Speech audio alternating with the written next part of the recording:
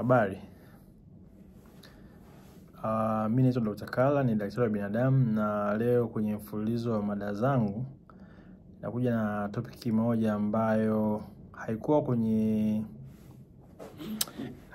mpango wangu, lakini kuna mtu aliniuliza swali nikaamua ni mjibu kwa kuandaa hii mada. Na swali lenyewe aliuliza ni kwamba, daktari, mimi natamani sana kuwa na mapacha. Njia gani ambayo naweza kutumia kwa kupata mapacha? Sasa na jibu langu linaenda kwa kama ifuatavyo. Kwanza tuangalie aina za mapacha. Kuna aina mbili za mapacha, wale wa kufanana na wale ambao hawafanani. Sasa wale ambao hawafanani, mara nyingi inatokea kwamba mbegu za mwanaume zinarutubisha mayai mawili ya mwanamke. Sasa hiyo mara nyingi inafuata ukoo mara nyingi, lakini kuna ile ambayo watoto wanafanana kwamba yai moja linarutubishwa afu baadaye linagawanyika kwenye sehemu kuu mbili na kuleta mapacha. Hiyo huwa haifuati ukoo. Sasa katika issue za mapacha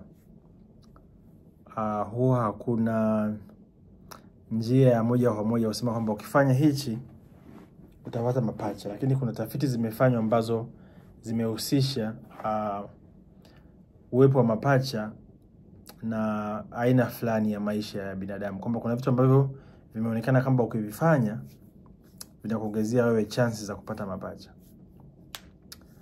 Sasa ni vitu gani hivyo tunataka kuzungumzia? Observation ambazo zimefanyika ni kwamba kuna koo ambazo zimeonekana kwamba zina mapacha kama nilivyosema hapo mwanzoni. Hiyo ni ya kwanza. Kuna utafiti pia umeonyesha kwamba wanawake wengi wanaozaa kuanzia miaka 30 mpaka 40 wana nafasi kubwa kupata mapacha kuliko wanawake wanaozaa kwenye umri mwingine wowote. Unaona, kwa sababu inasemekana kwenye kipindi hicho mwili wa mwanamke una tabia ya kutoa mpaka mayai mawili kipindi cha mwisho wa mwezi badala ya kutoa yai moja. Unaona, mapacha wamehusishwa na rangi ya ngozi. Watu wa nchi za Asia na Afrika wana chance kubwa kuwa na mapacha kuliko wa nchi zingine. Lakini pia uwepo wa mapacha kwenye ukoo, uwepo wewe mwenyewe kama ushaikuwa kuzaa mapacha, una nafasi kubwa sana ya kuzaa mapacha. Lakini kitu ambacho pia nataka niongezee kwenye issue ya ukoo ambacho sikuzungumzia pale mwanzoni ni kwamba mapacha wanafuata ukoo wa mwanamke, kwamba kama wewe ulizaliwa pacha kama mwanamke, una nafasi ya kubeba mimba ya mapacha. Lakini mapacha hawafuati wanaume. Kama wewe ni mtoto wa kiume ulizaliwa kama mapacha, wewe kumzaa mapacha ni ngumu sana, lakini pacha wa kike ana nafasi ya kumzaa pacha mwingine wa kike. Lakini pia kuna tafiti zinaonyesha kwamba matumizi ya vyakula, kuna chakula kinaitwa viazi vikuu vinaliwa sana na Nigeria huko. Nigeria ndio nchi ambayo inaongoza kwa mapacha, tuseme Afrika na dunia nzima kwa ujumla. Na watafiti wanasema kwamba kuna hormone ambazo zinapatikana kwenye vile yani kuna kile chakula kina stimulate hormone fulani za mwili ambazo zinachangia wahusika kuzaa mapacha mara kwa mara. Kwa hiyo kwamba na wewe mwenyewe unaweza kutafuta viazi vikuu hapo nyumbani kwa unavila kuongeza chances. Kuna tafiti ambazo pia zimeonyesha utumiaji ya dawa ya folic acid kabla na baada ya mimba pia unaongeza nafasi. Unaona, kwa hiyo kuna watu ambao hawatumii hizo dawa, lakini tafiti zinasema hivyo. Kwa hiyo ukifuata maelekezo ya madaktari una nafasi ya kuongeza chance ya kupata mapacha. Lakini sasa kuna njia za matibabu. Lakini hizi njia za matibabu mara nyingi huwa zinatumika kwa watu ambao wameshindwa kupata uzazi kwa njia ya kawaida. Yaani mtu ana shida labda ya kutoa mayai kwa mfano kila mwisho wa mwezi, kuna dawa ambazo huwa wanapewa ili kuongeza uwezekano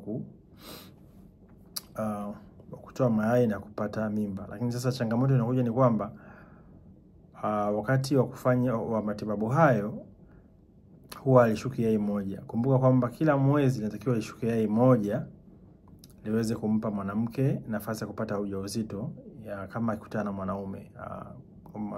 Akilala na mwanaume, mbegu zitakutana na ile yai, atapata ujauzito. Lakini sasa hizi dawa zina tabia kwamba mtu akitumia zinaweza zikashusha mayai zaidi ya moja, unaona.